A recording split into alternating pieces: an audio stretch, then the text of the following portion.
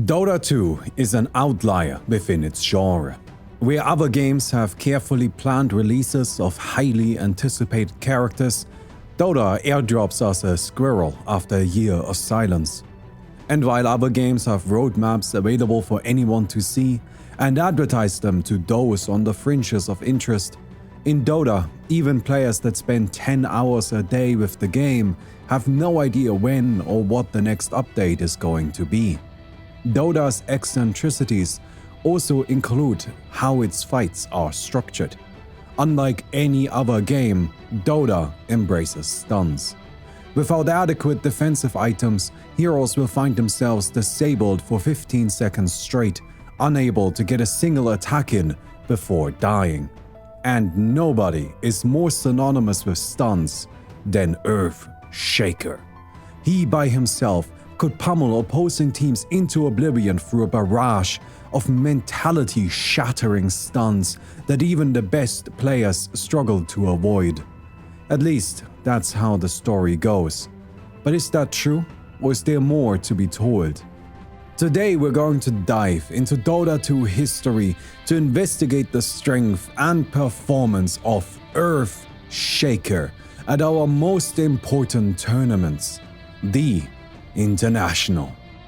So, how good was Rhaegar Stonehoof, the Earthshaker?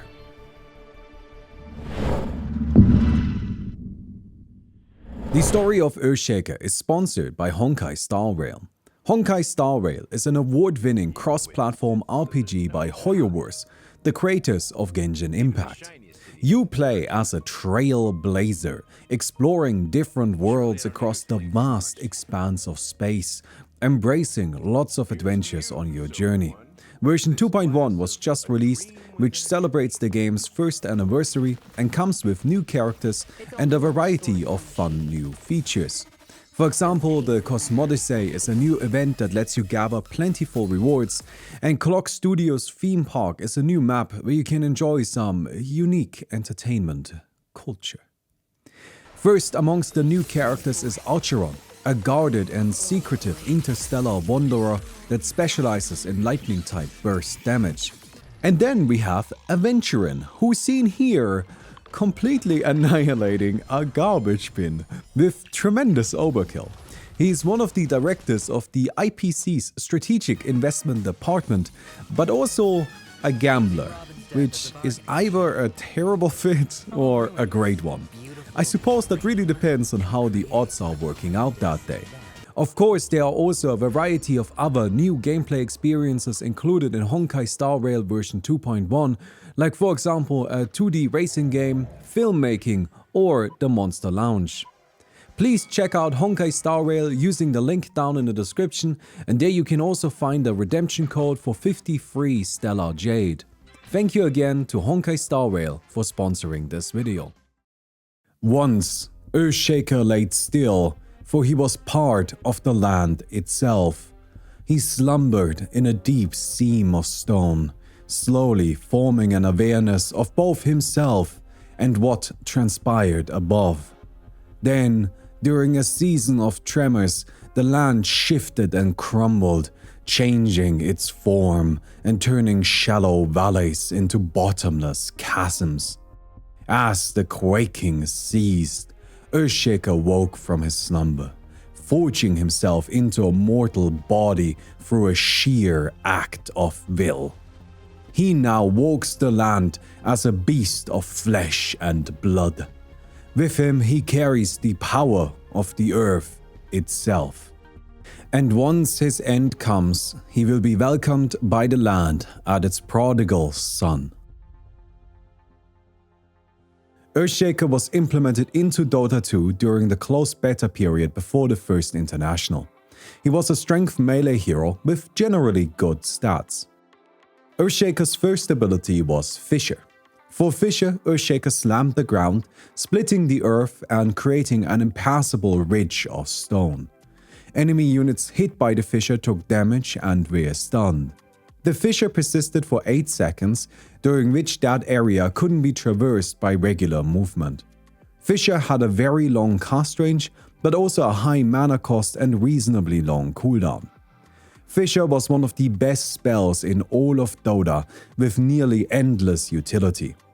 The wall created by it could be used to protect teammates by splitting them apart from their attackers, to entrap enemies by cutting off their escape routes, or to isolate targets in teamfights. On top of that, its stun duration and damage were quite substantial. A weird quirk of Fissure was that it was, strictly speaking, a single target ability, as Earthshaker could cast it directly on an enemy unit, which meant that it could be blocked by Linken's Sphere. If Fissure was Earthshaker's only ability, he would still have seen competitive play. That's how good it was. Earthshaker's second ability was Enchant Totem. Enchant Totem empowered Earthshaker's next attack to deal bonus damage. This bonus damage was a multiplier of his base attack damage and had to be used within 14 seconds. Enchant Totem also had a lengthy cast point, meaning it took a while for the ability to actually come out. Enchant Totem was a fairly unimpressive ability, but that was by design. It'll make sense in a moment. Earthshaker's third ability was Aftershock. Aftershock was a passive that caused the land to tremble whenever Earthshaker cast a spell, dealing damage in a 300 radius around him and stunning all enemies hit. It's worth repeating what this ability did, because it's, frankly, absurd. Whenever Earthshaker cast any of his spells, he passively stunned all nearby enemies. This is why Enchant Totem was such a nothing ability. By itself, it wouldn't have been good at all, but because of Aftershock, it came with a stun, and that made it worthwhile. Stunning was one of the strongest effects in the game, with barely any counterplay available. While Aftershock's radius was fairly small, the sheer impact of it justified any struggle to use it. Unfortunately, it was a struggle during the early years, as Aftershock was terribly weak at level 1 and needed to be leveled up to be powerful. Earthshaker's ultimate was Echo Slam. Echo Slam sent shockwaves traveling through the ground, damaging nearby enemies. Anyone hit by Echo Slam would release additional shockwaves that also dealt damage to nearby enemies and themselves. The more enemy units Earthshaker hit with Echo Slam, the more powerful the ability became, with no upper limit. In theory, Earthshaker could instantly kill the entire enemy team by himself. In practice, this was unlikely, but Echo Slam was still a powerful ability as its damage was respectable even when only a few units were hit, and because it triggered Aftershock. Unlike Enchant Totem, Echo Slam was cast instantly, which made it a powerful immediate stun that Earthshaker could use to surprise his opponents.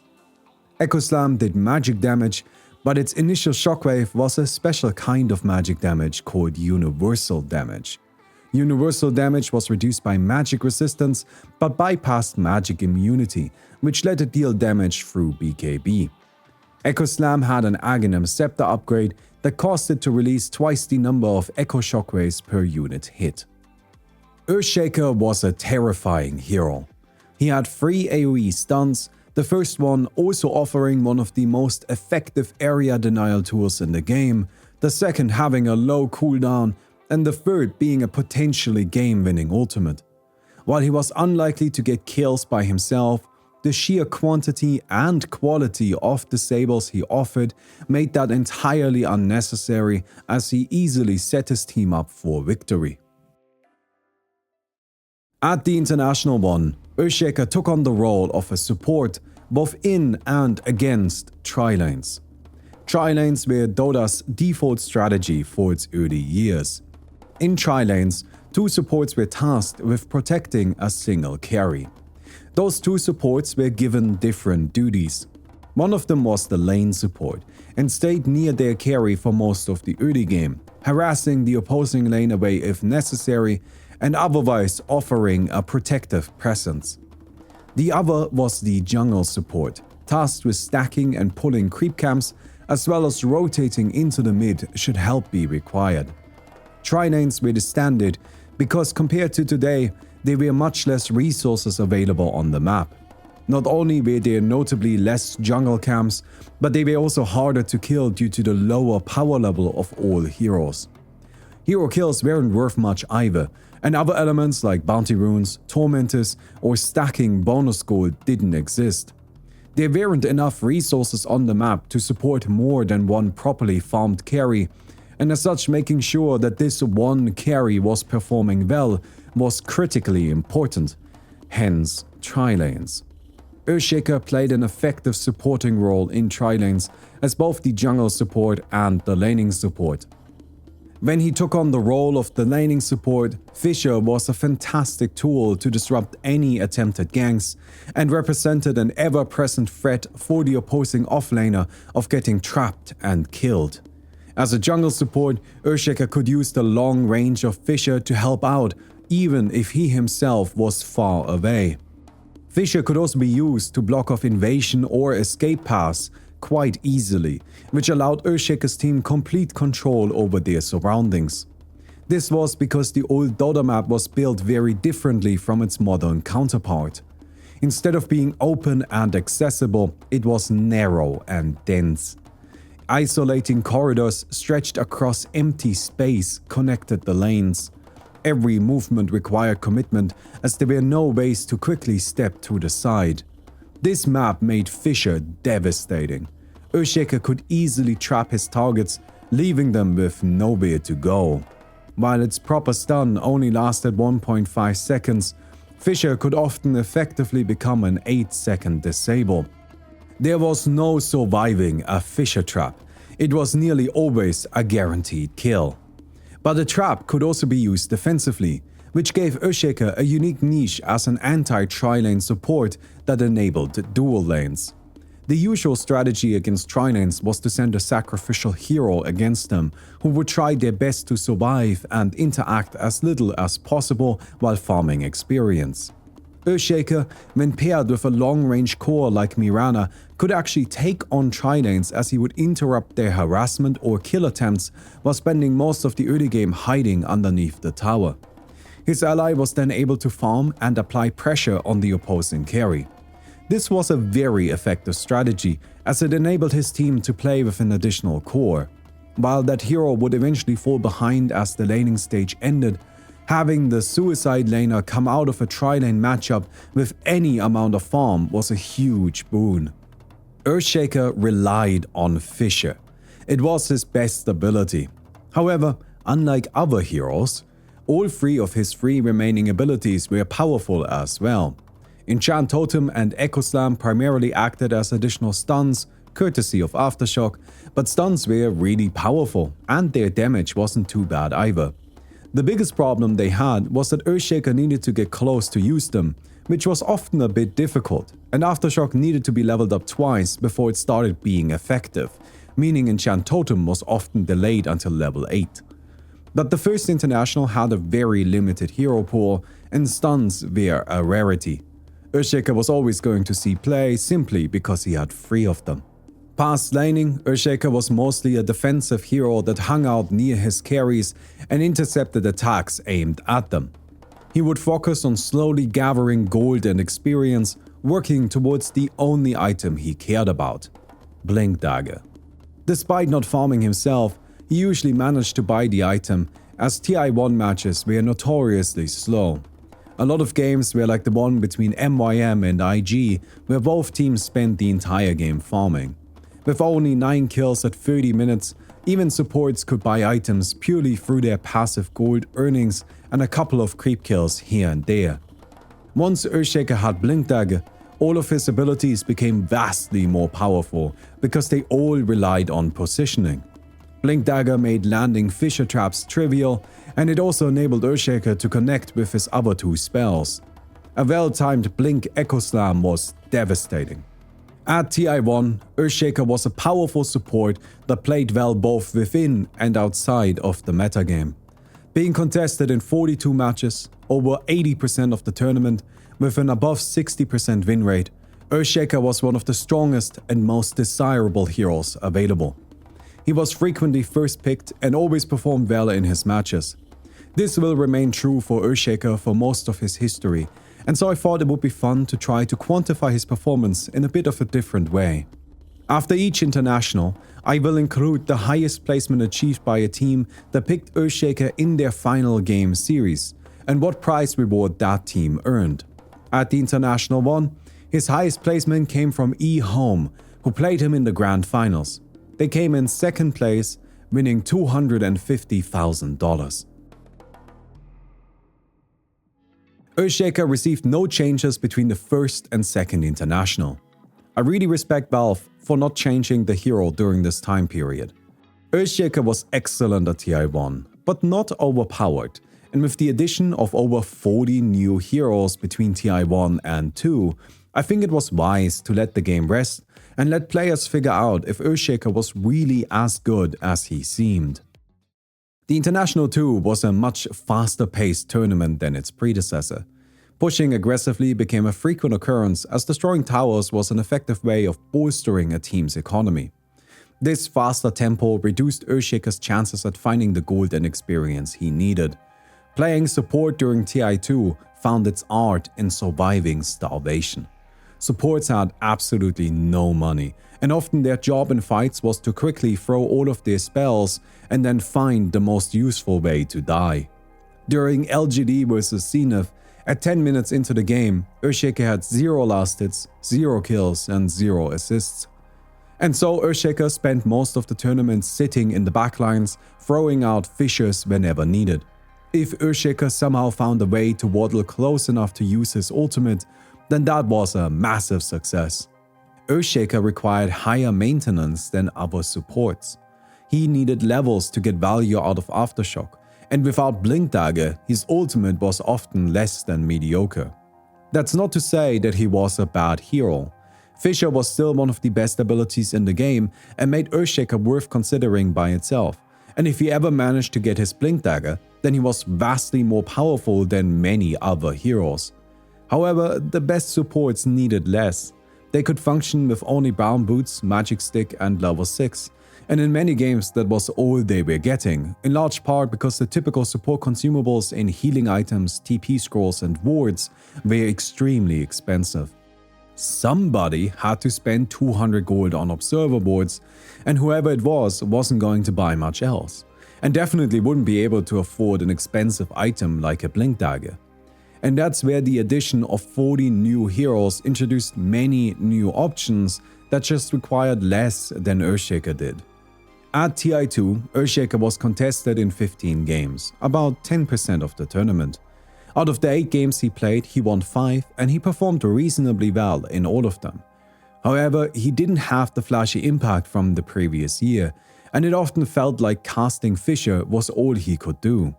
Low maintenance supports like Shadow Shaman were more popular because they could do better when given less. Earthshaker's highest placement came from Team DK, who played him in their upper bracket round 1 match against Na'Vi. Team DK lost this series and then continued to place 4th overall. Still, I don't think it's fair to attribute the full earnings of this 4th placement to Earthshaker, as he wasn't picked again, and instead I will add the highest secured prize pool for playing in the upper bracket round 1 to his total, which was nothing, unfortunately, as 9th place didn't get a prize at TI2. Hello, thank you very much for watching the video so far. Please don't forget to give it a thumbs up. Yeah, that would be really helpful. We are literally dying over here making these videos. It is so much work and I'm not complaining. I'm glad that we get to make these because they are exciting and I'm glad that you guys are enjoying them. But we would really appreciate a little bit of help, a little bit of encouragement, and a little bit of assistance in terms of monetization. And the best thing you can do for that is just giving the video a thumbs up. So, I hope you guys enjoyed, and let's get right back to it. After TI2, Earthshaker was buffed in quite a few different ways. Fissure had its cast range increased by 100, Enchant Totem had its cooldown decreased to only 5 seconds, and Aftershock became twice as powerful as it used to be at early levels. Aftershock was now quite the impactful ability even at level 1, and the lowered cooldown on Enchant Totem allowed Earthshaker to trigger it more frequently. Ecoslam was also adjusted to now properly count illusions as heroes, which made it an incredibly damaging ability when used against illusion spammers like Phantom Lancer or Naga Siren. All of this aside, wards also had their gold cost reduced to 150. I would like to mention here that I'm not going to discuss every cost reduction to every support-related consumable, and instead I will be using wards as the representative for the lot of them. If you're interested in a more detailed look, I recommend watching our IO video. At the International 3, not much changed for Earthshaker. He continued to be a hard support, and as such was the lowest farming priority hero on his team. Due to the recent buffs Aftershock had received, he was often given even less than before, as he didn't need to reach level 8 anymore to use all of his abilities. He still maxed out Fissure first and Aftershock second, but leveled Enchant Totem at 4. This gave him strong extra damage during the early game, and of course, even more stuns. And that was it. Earthshaker continued to be played as a support in every lane, doing whatever was needed from him, whether that be early ganking or defensive bodyguarding or tri-lane disruption. During the early game he could do it all, as Fissure was just as devastating as it had always been. But afterwards, he still fell off as progress towards Blink Dagger remained slow. Earthshaker not having enough gold for Blink Dagger sometimes resulted in silly moments like during Virtus Pro vs IG, where Earthshaker used the Fissure to block off a push and then walked right into the opponent's team, knowing full well that he would die just so he could get any opportunity to use his ultimate. At TI3, Earthshaker remained a fine hero. He performed well in his games, but he continued to be too demanding of a support for this era of Dota. As a result, he wasn't as popular as other options, being contested in 16 games. However, across the 13 matches he actually played, he managed a nice 69% win rate. This came in large part because of Na'Vi, who picked him most out of any team and won all of those games. In my opinion, Earthshaker was a perfectly solid hero that maybe should have seen more play than he did. Na'Vi proved this by using his early game power for an aggressive tempo game plan that quickly overwhelmed their opponents.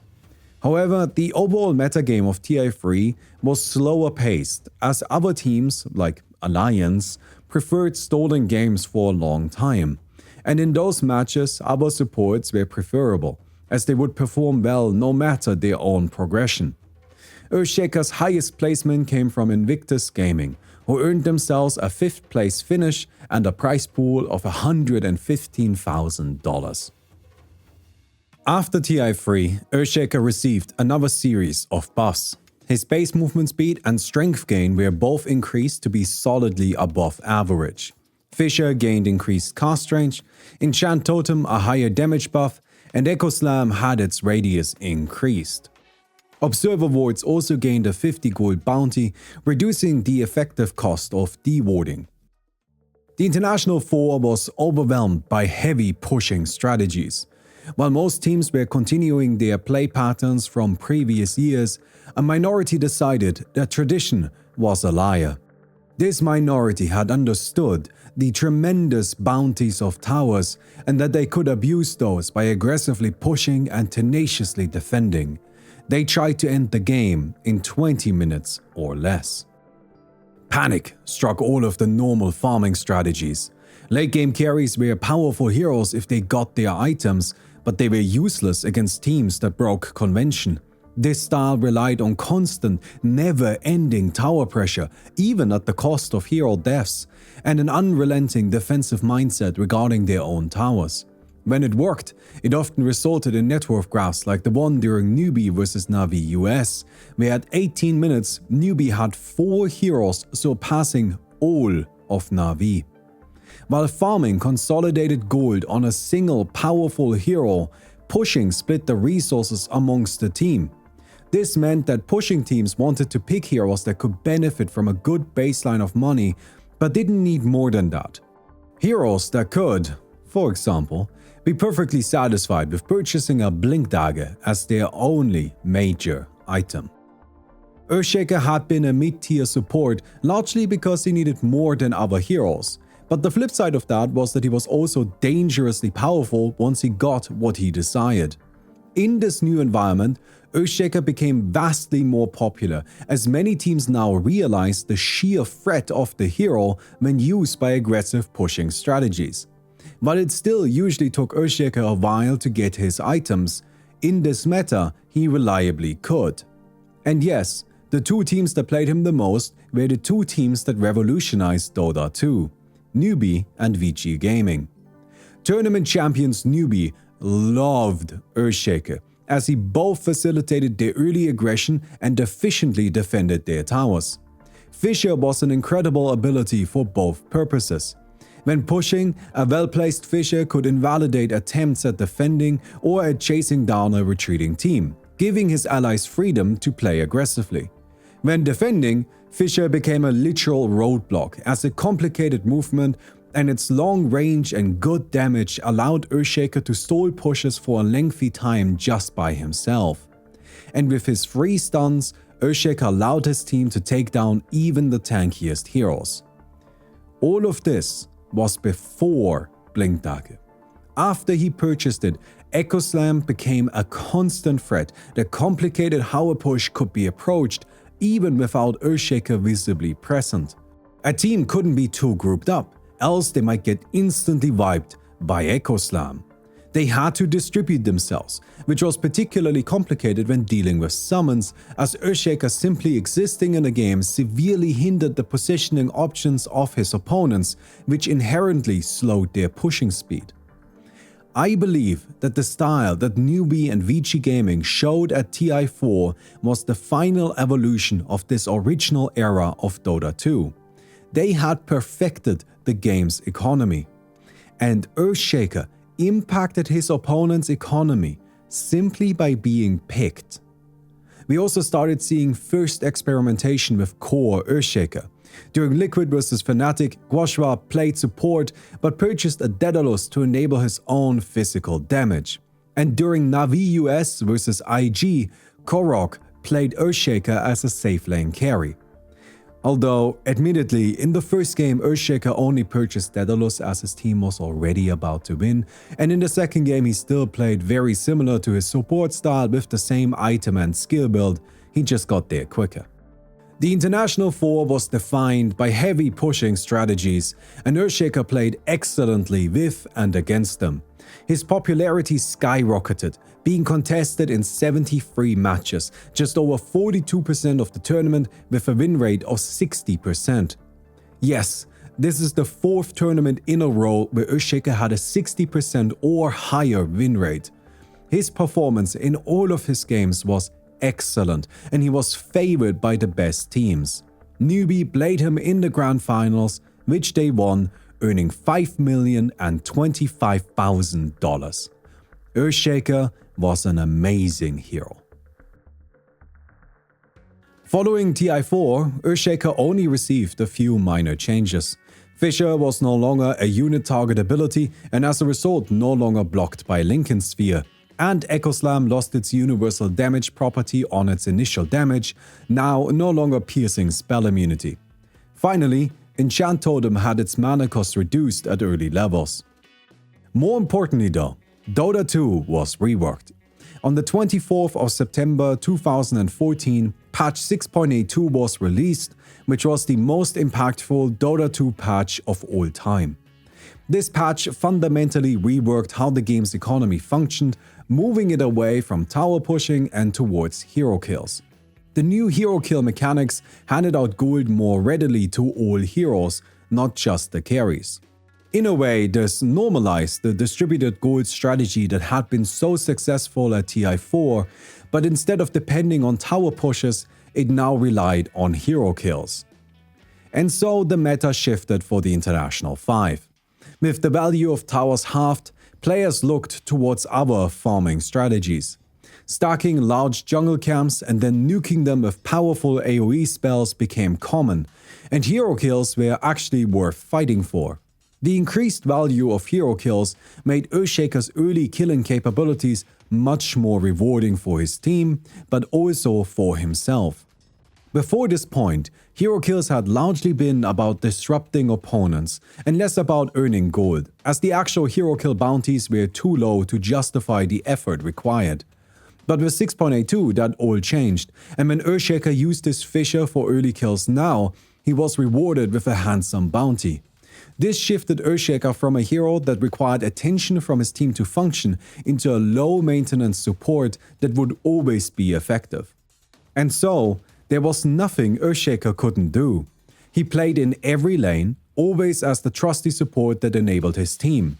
In particular, Earthshaker enjoyed hanging around the mid lane, keeping up additional pressure on the opposing mid. Many mid matchups were close fights where every tiny advantage mattered, and a well-timed Earthshaker Fisher could completely change the tides of battle. The mid lane was often the focal points of matches, with kills focused around it. Earthshaker, being great at fighting in such tight spaces by manipulating where his opponents could and couldn't go, gave his team a powerful advantage. However, Earthshaker wasn't usually a mid support.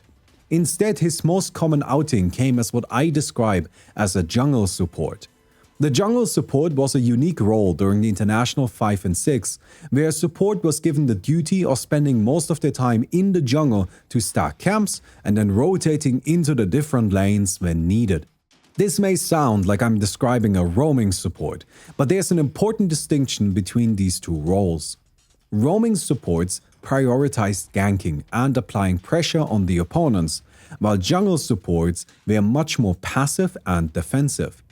The ideal early game for a jungle support was to do nothing other than ward, protect runes, and stack the jungle.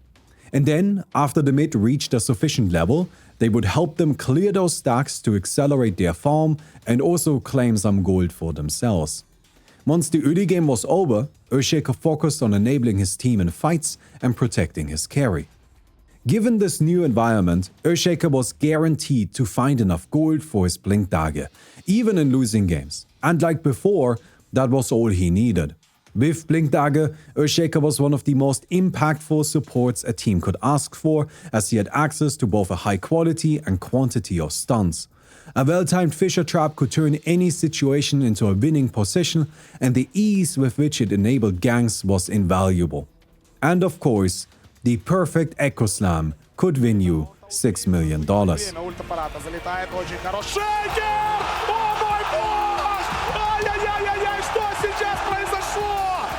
Шторм ворвался на Киол. Сайленс будет, вот он Сайленс. Киол выталкивает, надо его добивать. Глиммер, неважно, есть вижен. Киол в таверну.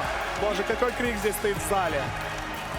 Эти люди понимают, насколько близки ЕГЭ к чемпионству. Так, Фир, ультапарата. Шейкер, где Боже, как они рассыпаются. PPD, блестящий ульт. Фир живет. Лины не будет. Агрессив. Последняя надежда Сидек. Последняя надежда Сидек. Агрессив пытается убить Фира. И пробивает он Фира. Есть доппельгангер. Фир сейвит его. Шейкер. Минус ХЗ. Байбек делает шики. Его тоже убили. Там закончится игра и закончится турнир. Шейкер. Юниверс. Пожило. Боже, какой же он царь. Какой же он просто нереальный. Агрессива просто катит Сумаил. Шики без байбека. Агрессив остается один. Его бьют 5 игроков команды Evil Geniuses. Агрессив пытается убежать. Юниверс. За ним маны нету. ГГВП. Evil Geniuses чемпионы. В одной Best of 3 и Best of 5 серии они однозначно чемпионы мира. Питер Даггер, капитан команды ЕГЭ чемпионы! Боже, как красиво!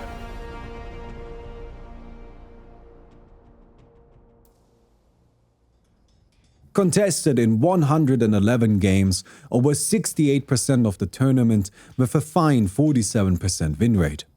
After 6.82, Dota had started to change, but it was changing towards Earthshaker. Evil Geniuses relied on him in their grand finals victory, adding $6,634,000 to his total earnings. Earthshaker only received a small number of changes between TI5 and 6. Fisher had its damage slightly reduced, and Echo Slam gained a small increase to its radius. His Aghanim Scepter was also reworked. It now upgraded Enchant Totem into a 900 cast range ground target ability. When used, Earthshaker jumped into the air and slammed down at the location, applying Aftershock at the landing point. Earthshaker could still self-cast Enchant Totem to not use the jump. This ability was similar to a Blink Dagger in the way that it allowed Earthshaker to reposition himself, but it was slow when compared to the instantaneous nature of Blink and had a detrimentally shorter cast range. However, it did have some nice benefits. Unlike Blink Dagger, an Enchant Totem Dunk wasn't cancelled by damage and even ignored root. Finally, wards had their cost reduced and bounty increased. Earthshaker was only picked for a single lost game at the International 6. Because of the addition of Iron Talon, farming the jungle had shifted away from massive stacks and instead towards a more individualistic style. The jungle support still existed, but was much less of a pronounced role, and they usually spent more time in or near a lane than before. This took away Earthshaker's primary role from the previous year. He also struggled against Mirana and Batrider, the two most picked heroes of the tournament, because both could bypass Fissure by either leaping or flying over it. Elder Titan followed them closely in pick rate, and he filled a very similar role to Earthshaker without the aforementioned weakness. The popularity of Alchemist and Naga Siren also didn't help, both of which usually rushed fast radiances, which disabled Earthshaker's Blink Dagger from a distance. However, to me this doesn't fully explain why Earthshaker vanished completely. And for once, I will just have to concede. I don't know why Earthshaker wasn't picked more. While he did lose the one game that he played, he performed great in it. He played a mid support and got a reasonably fast Blink Dagger, which he then used to enable the long-ranged burst damage of his carry Morphling. His stuns were still good in general and got his team various high-value kills. LGD may have lost this game, but it certainly wasn't because of Earthshaker. The casters were also entirely unshaken by the Earthshaker pick, and didn't give him the kind of attention that you would normally see when a hero is drafted that was unexpected in competitive play. Instead, I got the feeling that while this may have been the first Earthshaker pick, they were fully expecting there to be more to come. But that never happened. As much as the metagame of Dota 2 is decided by the power level of its heroes, there's also a factor of simple awareness. It may sound silly, but sometimes a hero goes forgotten. Earthshaker at TI6 wouldn't be the first time this happened, and unfortunately it's the best explanation I can offer for why he wasn't picked, because by all rights he should have been good. Since he was only picked once in the group stage, I will add the lowest possible price pool for playing at TI6, which was $104,000. Dota 7.0 added talent trees. Earthshaker's first talent tree was okay. And over the next few patches, Earthshaker received a variety of minor changes to it that still didn't make it particularly noteworthy. On top of that, his base HP regen and strength gain were slightly increased, and Enchant Totem gained guaranteed True Strike on its attack. The only big change Earthshaker received during this period was a 25 damage buff to Aftershock's damage. Overall, not all that much happened with Earthshaker. And so, at the International 7, Earthshaker became one of the most popular and respected heroes of the tournament. While the small boost to Aftershock's damage may seem insignificant at first glance, it actually granted Earthshaker a huge power boost at low levels. Enchant Totem only cost 20 mana to use when left at level 1. This made Aftershock plus Enchant Totem one of the most mana-efficient sources of damage in the game. It became standard practice to invest 2 early levels into Aftershock to maximize the threat Earthshaker posed. Trading hits with him in melee range was incredibly difficult and often cost more than it was worth. And the ever-present risk of a Fissure Trap meant that dropping to low HP in such a trade could quickly turn into a kill. Those early levels of Aftershock also allowed Earthshaker to farm easy jungle camps, which secured his economy during the early game. Some Earthshaker players even used Iron Talon to enable early jungle farming even more. If he committed to it and gave up on ganking the lanes, then Earthshaker was a legitimate and effective early game jungler. While this wasn't his primary game plan, as he still very much preferred to hang out near a lane and secure his carries opportunities, it added another option into his repertoire. When his team didn't need him to be active, he could just farm the jungle for a while and speed up his Blink Dagger purchase. Solo offlane Earthshaker also finally started to be a noteworthy part of the metagame. In this role, Earthshaker relied entirely on Aftershock to represent massive damage if anyone got too close to him. Fissure was great for keeping approaching supports away, and Enchant Totem functioned nicely to secure last hits, giving him a guaranteed baseline level of farm. Offlane Earthshaker was great at controlling his lane and securing his own economy, but he struggled when ganked, as Fissure wasn't a great defensive tool when he got attacked from multiple sides. After the laning stage was over, offlane Earthshaker shifted back into his normal role as an initiator and guardian. The only difference between core and support Earthshaker was how quickly he got his items and how many he could afford, but they always followed the same logic: mobility. Force Staff acted as an additional Blink Dagger, and invisibility could catch opponents off guard. Sometimes Earthshaker even fully dropped the premise of being a core, like for example during Liquid vs LFY, where Mind Control started as the offlane core, but later relinquished that farming position to GH's Keeper of the Light.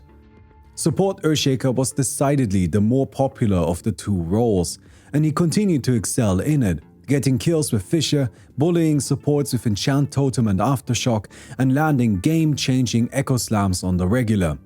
Game 3 of the Grand Finals had two.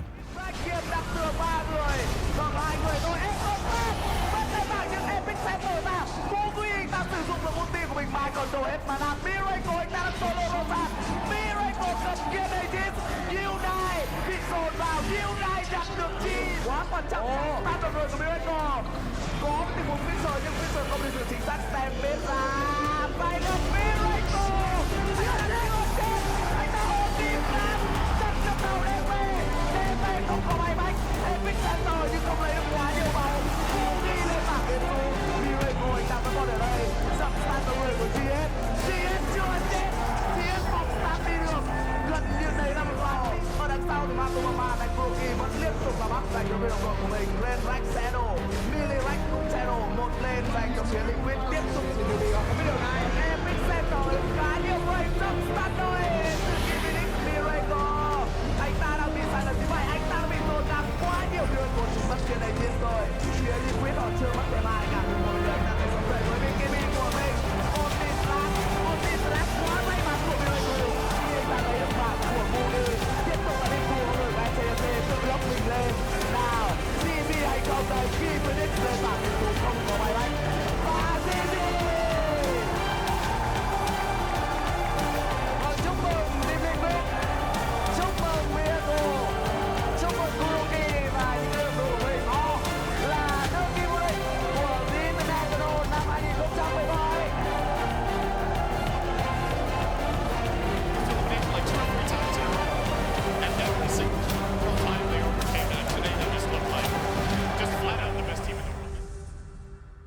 At the International 7, Earthshaker was the most picked hero in the game, with a spectacular 59% win rate. Tournament winners Team Liquid loved Earthshaker, picking him across 14 games. When a team wasn't sure who to pick, they couldn't go wrong with Earthshaker. Team Liquid proved this in the Grand Finals, where they drafted him twice, winning 3-0 and taking home $10,862,000. This brings Earthshaker's total earnings to just about $23 million. Following this fantastic performance, Earthshaker received some mild nerfs to his early power. Fissure had its cooldown increased at early levels, and the same was true for Enchant Totem's mana cost. Then in 7.07, Echo Slam lost its initial damage, had its echo damage increased, and started bouncing twice off of non-illusion heroes. Consequently, Echo Slam became much more deadly when going up against large groups of enemies, but slightly less effective when used only on a single hero. Earthshaker's talent tree was also reworked, and within this rework, he gained an impressive plus 30 damage talent at level 10. In 7.17, Echo Slam regained 100 spell immunity piercing initial damage, and in 7.18, its echo damage was increased for a second time and the waves became undodgeable. The same patch also increased the cast range of the Enchant Totem Scepter jump from 900 to 1100. As a side note, I found a clip from this time period that I would like to show you. Yan. Oo, matigas ka. Naku, lakad mo. Lakad mo to. Normally. Ekos Lama Jama! Tapos ang boxing! Isama! Uy! Teka lang, Iba to. Teka lang, Sir Chief. Sir Chief! Huwag kayong mainis! Mahal ang patis! Panatik! Oh my God, Sir Chief! Fanatic victory! 10K tala ako times 3! 30K pa! Easiest money of my life! Grabe naman, kaya pala ginagawa ni Ii yun. The next level play. Ang lakas ni Ii. Ano nangyari doon?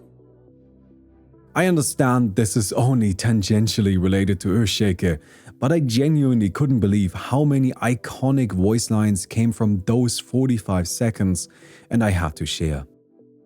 At the International 8, Earthshaker continued to be an excellent support that occasionally dabbled in being an offlane core.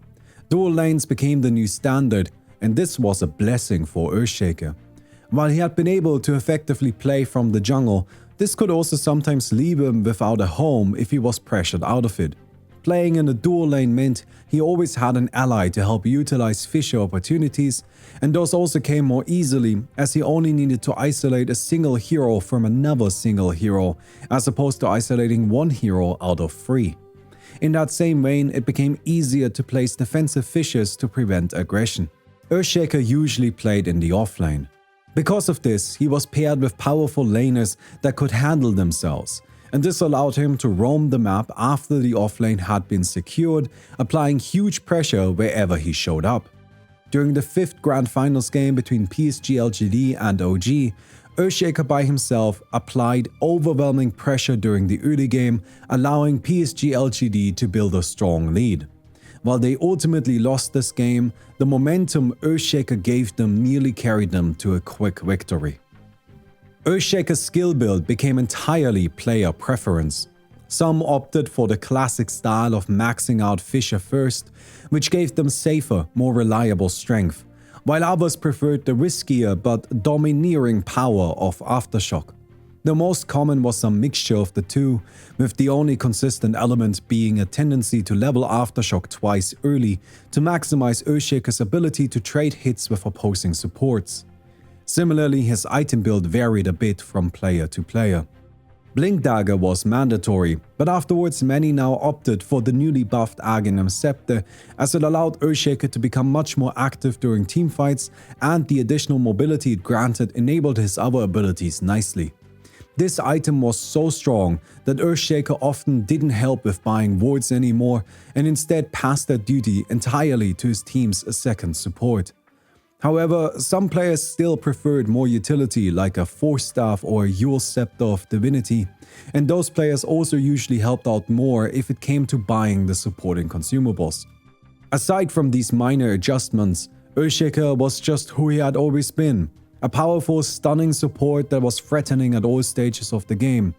At 73% contested matches, over 37% of the tournament, with yet again a 59% win rate, Earthshaker was one of the most popular and powerful heroes at the International 8. While his overall popularity dropped a bit, that was less because of Earthshaker getting weaker and more because Dota 2 became more balanced and a wider range of characters became playable. Earthshaker was played in the Grand Finals by OG, the tournament-winning team, receiving a prize of $11,234,000. After yet another amazing tournament, Earthshaker received a couple of nerfs. Root now disabled the Enchant Totem jump. This was really more of a fix, as it never made sense that Earthshaker could use it while rooted, although it was a very delayed fix. Then his base armor was reduced by 1 and Fisher's cooldown was increased at early levels. However, Earthshaker is Val's perfect little boy, and so they immediately started buffing him again. Fissure had its mana cost reduced at early levels, and Earthshaker gained a notable increase to his strength gain of 0.5 per level, and his base armor was increased by 2. Combined, these changes made him a much tankier. Wards also had their gold cost reduced to 50 and their bounty increased. Overall, Earthshaker was looking great and ready for TI9. Support Earthshaker remained unchanged and by far his most popular build. However, carry Earthshaker started seeing more and more play, and for the first time, players fully leaned into the attack boosting capabilities of Enchant Totem. Earthshaker's newfound high natural strength growth played nicely into the base damage amplification provided by Enchant Totem. With only a couple of items, Earthshaker could hit for 800 or even 1000 damage. If this was then further amplified with minus armor or critical strike, Earthshaker became capable of killing his opponents in a single attack. Although he did need a lucky critical strike to truly one-shot his target, which made this fantasy unreliable. Good news was that one-shotting was entirely unnecessary, and for most players wasn't the primary game plan, as they instead stacked strength-boosting items. This style of Earthshaker still carried all of his previous disabling capabilities, but with more damage and survivability, which in turn let him apply his effects more and more often. He had all the disabling strength of a support with the power of a carry. Epicenter is there. They're looking for this Tiny. Yeah, he Lotus with the Burrow Strike. Tiny's still in all sorts of trouble here. He does have a toss if he wants to try and use it. Echo Slam catches out 3. Miracle absolutely destroying them. He's got the Maledict on him though. He's going to take a lot of damage here. Old Chicken is just holding his ground. He's life stealing back up as well. But he gets crit. He gets deleted. Miracle. Oh, that damage. Holy moly. Has over 1,000 damage plus a crit on top of it. Everyone's buying back right now. What? HP. Totem. Miracle. However, this power was conditional. Earthshaker required Enchant Totem to deal relevant attack damage, and that limited his overall output severely. He wasn't a viable choice as a primary damage dealer because he only dealt impactful damage once every couple of seconds. But as a backup, he was excellent. His immense fighting capabilities were only further enhanced by the unstoppable mobility of the Enchant Totem jump. While the comparison to Blink Dagger is easy to draw, Enchant Totem actually played very differently in practice. Blink Dagger was excellent for starting fights because it was instantaneous. Enchant Totem was comparatively slow, which made it less effective for surprise attacks as his opponents could see it and then react. But unlike Blink Dagger, Enchant Totem wasn't disabled by damage, and that's where its real strength came from.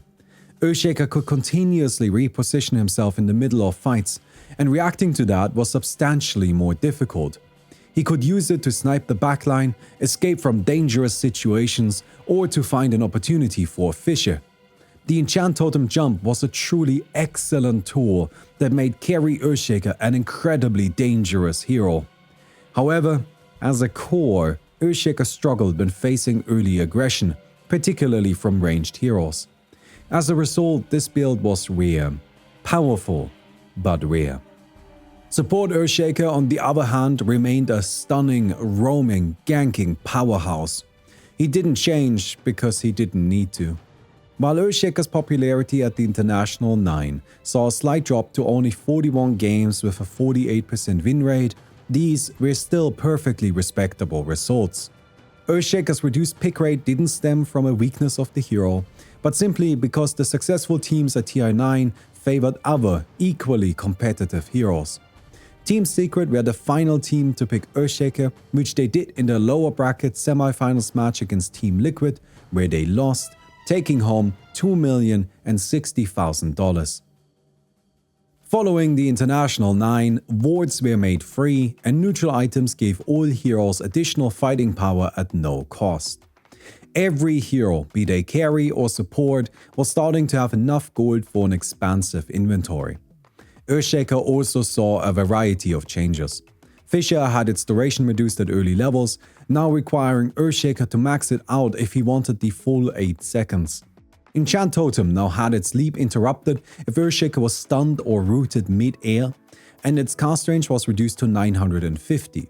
But in turn, the Enchant Totem buff now provided plus 75 attack range, and if Earthshaker had an Aghanim Scepter, it also gained a 40% cleave. Enchant Totem's cast point was also improved, letting Earthshaker use it more quickly. On top of this, Echo Slam had its base damage slightly increased. Earthshaker's talents were also changed around a bunch, the most notable addition being plus 30 base damage at level 10. The important distinction here is that this talent worked with Enchant Totem, giving an empowered attack a total of plus 120 damage, a very high amount for a level 10 talent. Then in 7.28, Earthshaker gained an Aghanim's Shard upgrade for Fissure. It reduced Fissure's cooldown by 2 seconds and allowed Earthshaker to walk on top of it. It also made it so that whenever Earthshaker cast a spell, Aftershock was replicated throughout the Fissure path, letting Earthshaker apply it from a distance. This shard was very powerful, and so it was quickly nerfed to only apply half the Aftershock stun duration through its replication effect. Finally, Earthshaker gained a bit of base movement speed and intelligence. The International 10 was defined by a struggle over Roshan. At the time, Roshan dropped an Aghanim's Shard when he was killed for the second time, which made him by far the most valuable objective on the map. Fighting for that second Roshan kill defined all of Dota 2, and Earthshaker was excellent in those fights. Fissure could be used to either close off the pit, preventing opponents from entering it, or to trap them inside of it. Since the Roshan pit was a small enclosed space, it also created perfect Echo Slam opportunities. Getting hit by such a powerful spell in a vulnerable moment could easily spell doom for any team. Earthshaker's presence alone applied enormous pressure that limited how his opponents could play for the most important objective in the game, and as a result, he was one of the most popular heroes of the tournament. Starting with TI-10, lanes became static. Movement between them was much rarer than before, and instead fights focused on direct lane control. Earthshaker had always prided himself on his ability to roam the map, as his long stun range allowed him to bridge the gap better than most heroes could. But now this wasn't as valuable anymore. Dota 2 became much more passive, as teams focused on defensive farming and getting ready for Roshan fights. This awkwardly left Earthshaker without anything to do, and so his impact was often lower than expected from a hero with such a high contest rate. But on the other hand, this meta also meant that Earthshaker could always secure his own items. Never before has Earthshaker been able to afford Blink Dagger so consistently, having enough money for it in 98% of his games. Afterwards, Aghanim Scepter was common but not mandatory. The cast range nerf had made it a much more limited tool than before. Some players even purchased Ethelans to increase their cast range to get it back to its old glory. Instead, BKB, Force Staff and Yule Scepter of Divinity, the usual list of defensive utility items, were more popular. Aghanim's Shard also saw a decent amount of play, as it gave Earthshaker a way to use Enchant Totem without needing to throw himself into the middle of a fight. Given this environment, core Earthshaker finally became equally as, if not slightly more popular than support. This mostly happened because being a core gave Earthshaker something to do: farming. But that was the only distinction between the two stars, otherwise they played identically, and often core Earthshaker fell behind on farm as the laning stage finished. I understand that I'm not heaping high praise onto Earthshaker, but keep in mind that he was excellent at fighting over the most important objective in the game, and because of that, his other shortcomings could be excused. They just didn't matter, because Earthshaker helped you win the Roshan fight, and winning the Roshan fight often meant winning the game. While Earthshaker himself didn't use his Aghanim Scepter too much, another hero was getting tremendous value out of it. Morphling was an agility carry with the unique Aghanim Scepter ability to turn into allied heroes and use their basic abilities. He was also specialized in using agility as his main source of damage, which meant that his base damage was incredibly high. This made Enchant Totem a devastating ability when used by Morphling. Since he already had to buy Aghanim Scepter to get access to the ability, Morphling also gained the Enchant Totem Jump, which offered him valuable mobility, and its cleave was a powerful farming tool. And Morphling even had a bit more trickery up his sleeve. He could transform into Earthshaker, apply Enchant Totem, and then morph back into being a ranged hero, which made it much easier to actually connect with the attack. But Morphling wasn't restricted to only using Enchant Totem. He also copied Earthshaker's other abilities, including Fissure. Going up against a single Fissure was difficult. Playing against two was downright oppressive. Earthshaker and Morphling were a popular combination, as Morphling exploited Earthshaker's powerful abilities to massively enhance his own strength and become one of the most dangerous carries in the game.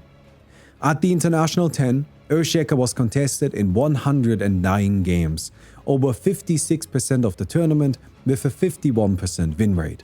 He was a strong, reliable hero that was game-winning in the right moments. He also paired incredibly well with Morphling, one of the top carries of the tournament. Earthshaker was played in the Grand Finals by PSG LGD, who placed second. Their prize pool for doing so was $5,202,000. After TI-10, Enchant Totem received a curious change. It no longer granted cleave to ranged heroes. Earthshaker himself wasn't ranged, so this didn't impact him in any way. Instead, this was a nerf to Morphling, as it weakened the ability when it was copied by him. It also was an incidental nerf to Rubik. Strangely though, this change was only relevant for a short while, as briefly afterwards Morphling lost the ability to transform into allied heroes. At this point, it was only a nerf to Rubik, which is kind of funny. Other than that, Earthshaker had Fissure's mana cost and early cooldown reduced, and Aftershock gained an increased stun duration at early levels, on top of some minor talent changes. The International 11 was dominated by Wraith Pact, a powerful item which summoned a totem that reduced all damage dealt by opponents by 30% and provided powerful auras to its team. Earthshaker struggled within this environment, but not because of the reason you expect. Earthshaker didn't care much about having his damage reduced. For him, dealing damage had always been a side effect of the powerful stuns he was dishing out, and Fissure could outrange the totem anyways. No, the problem was that offlane cores were expected to buy Wraith Pact, and Earthshaker needed other items. His issue wasn't that he was weak against it, but instead that he struggled to use it. That, coupled with his recent Fissure buffs, resulted in Earthshaker returning to his original self, a supporting Fissure machine. There were no more tricks, no more fancy combos, no more core Earthshaker. Max out Fissure first, Aftershock second, purchase Aghanim's Shard for even more stuns, and Blink Dagger because he's Earthshaker. He usually played a simple offlane support role centered around enabling a powerful laner that could use his long stun range for a surprise attack. Having a strong laner was essential, as because of his melee range, Earthshaker couldn't contribute much harassment himself. While a few years ago, a single Enchant Totem empowered hit was a considerable threat, by 2022, heroes could tank one of those without much problem. Earthshaker was still strong in fights, but the more long-term back and forth in the lane is where he wasn't as good as other heroes. He did however have other unique strengths. As an offlane support, Earthshaker could use Fissure to manipulate the placement of the creep wave. He had always been able to do this, but now that he was spending more time actually laning, it became a more frequent play. And Earthshaker could still roam a bit during the early game, as Fissure remained an excellent ganking tool. After the laning stage was over, Earthshaker spent most of his time on bodyguard duty, being ready to protect his team from any opposing initiation and then turning it around with a barrage of stuns. Throwing stuns, initiating fights, contesting Roshan, Earthshaker was as good as a support entirely defined by his ability to disable his opponents could be. Unfortunately though, power creep was finally catching up even to Earthshaker. Many of the newer Dota heroes like Pangolier, Mars and Primal Beast carried a multitude of powerful disables that were also accompanied by reliable damage output. Earthshaker's biggest competitor was Mousy, who could play his exact supporting style while scaling much more powerfully into the late game and also being able to destroy Wraith Pact. He was by no means a bad hero, but he also wasn't dominating the meta like he used to. At the International 12, Earthshaker was contested in 28 games, about 12% of the tournament, with a disappointing 40% win rate. Nonetheless, he was played in the lower bracket finals by Team Secret, who used him in their final winning game before moving on to the grand finals.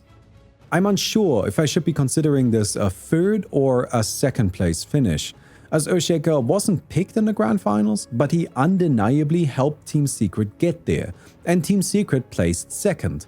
And so that is the prize pool I will be adding: $2,461,000. After this disappointing performance, Earthshaker was further beaten down by patch 7.33, which included a blanket nerf to all stun durations, including Fissure and Aftershock. As a hero defined by his stuns, this had a huge impact on his fighting power at all stages of the game. The map was also expanded, which made landing Fissure traps much more difficult. The next few patches were all trying to return some of his lost power back to Earthshaker. Fissure gained increased range, Enchant Totem had its cast point improved, Aftershock received a glorious 0.1 second boost to its stun duration, and Echo Slam gained increased damage and radius as well as a reduced cooldown. This wasn't enough, and so Enchant Totem had the bonus attack range it provided increased to 100, and Aftershock's radius was expanded to 350. These two buffs were quite impactful, and so Earthshaker received a small nerf to Enchant Totem's mana cost, as well as some nerfs to his talents. At the International 12, tanks became the meta. Heart of Tarrasque was incredibly popular and had a spectacular win rate when purchased. Tanky, disable-orientated strength cores like Spirit Breaker, Kunkka, and Primal Beast were incredibly popular because of their ability to quickly become strong enough to fight over valuable early game objectives and then stay relevant due to their disables as the game entered its later stages. Earthshaker was tanky. Earthshaker had disables. He made sense as a natural inclusion in this category, and so he was tried repeatedly as a leading strength core, usually in the mid. Enchant Totem was excellent for trading hits and securing creep kills. It had its cast point buffed repeatedly over the years, and now it came out very quickly, and due to the increased Aftershock AoE, too quickly for players to respond to. This allowed Earthshaker to play an effective mid lane against other melee heroes, and since most strength heroes were melee, he would have no problem finding one to clash with. However, Earthshaker had different item requirements from those other characters. They usually purchased boots, some bracers and a blade mail, and then they were good to go. But Earthshaker needed Blink Dagger. Without Blink Dagger, he wasn't a functional hero. He also needed BKB and Aghanim Scepter to actually be effective in teamfights. While on a surface level, Earthshaker appeared similar to those aforementioned tanks, he was often remarkably squishy as he couldn't afford to buy the necessary defensive items. That's not to say that Earthshaker was a bad hero. Even after his nerfs, Earthshaker still had a multitude of stuns, and Echo Slam had a massive AoE now, which made it much more reliable. There's a pretty high up floor to how bad a hero with this much disable could be. But unfortunately, that floor is where Earthshaker found himself. Mid to late game, Earthshaker's damage was quite limited, and he often struggled to close out important kills. He would jump around teamfights, throwing out as many stuns as he could, before getting targeted down and killed. As the tournament came to a close, Earthshaker stopped being picked. The mediocre impact he had on games just wasn't worth the investment he required, especially when considering that so many other, better heroes were available. As for support Earthshaker, unfortunately that build practically vanished, as it wasn't able to compensate for the nerf to his stun durations. Core Earthshaker could, as he was able to use his Aghanim Scepter, but support Earthshaker didn't have the same luxury. At 37 contested matches, about 25% of the tournament, and with a 46% win rate, the International 2023 was a disappointing tournament for Earthshaker. He was still stronger than many other heroes, but nowhere near his old glory. Earthshaker's final game came when Acheron picked him during the upper bracket semifinals match against LGD. Since they lost that series and then didn't pick Earthshaker for the rest of the tournament, I will be attributing Earthshaker a 5th place finish, the lowest placement that Acheron secured by playing in the upper bracket semifinals. This adds another $110,000, with the final tally being an astounding $44,057,000. From the very beginning, Earthshaker's overwhelming stuns dominated anyone who dared challenge him. Fissure was, and still is, one of the most powerful abilities in the game, as a carefully placed wall could define the outcome of any fight. However, finding that strong placement required careful positioning, and that was only possible for Earthshaker using Blink Dagger. He struggled to earn enough money to afford this most crucial item, defined his first 3 years, as the meta didn't allow supports any luxuries. Only when Newbie and Vici Gaming broke Dota 2 did supports finally become able to afford more than brown boots. And that's when Earthshaker became the best. Over the next 6 years, Earthshaker remained on top of the meta, always excelling as one of the best supports in the game. But as power creep started to accelerate, Earthshaker found himself under pressure by new heroes or old heroes made new. While he wasn't as impactful as he had once been, he adapted and remained relevant in the competitive scene. Unlike most old Dota heroes, Earthshaker was never reworked. When he received his first proper Aghanim Scepter effect, it was perfect. When he received his Aghanim Shard, it was perfect. Earthshaker was undeniably one of the greatest Dota heroes of all time, a defining centerpiece of the very essence of who we are. Earthshaker was perfect. I hope you guys enjoyed that video. The story of Earthshaker is a big one, because Earthshaker is just a tremendously powerful hero, a hero that has really left a huge impact on Dota's history, and I wanted to try and quantify that in some way. You know, I like things being tangible. I like having numbers assigned to stuff. So I went with the, earnings value. I'm not really sure if that made sense. I hope that it felt like it made sense. But at the end of the day, I was a little bit blown away by it, by just like how much money Earthshaker actually earned for his teams. Over 40 million, that is crazy. That is such a crazy amount of money, isn't it? But yeah, I don't know. I thought it would be kind of fun, sort of like a one-piece bounty that just kind of keeps climbing up, right? Somewhat exciting? I don't know. Anyway, before I go here, I would like to say one thing really quick. We are actually nearing the end of this project. So Stories of Dota was never designed to be a complete catalog of all Dota heroes. We are going to tackle a bunch more. So there are still videos coming, but this channel will reach its conclusion before the end of the year. Just so you know, just so it doesn't catch you off guard. However, before we get to that, we got the best Dota hero of all time coming up. The number one, the greatest. And that is Naga Siren. So I hope to see you then.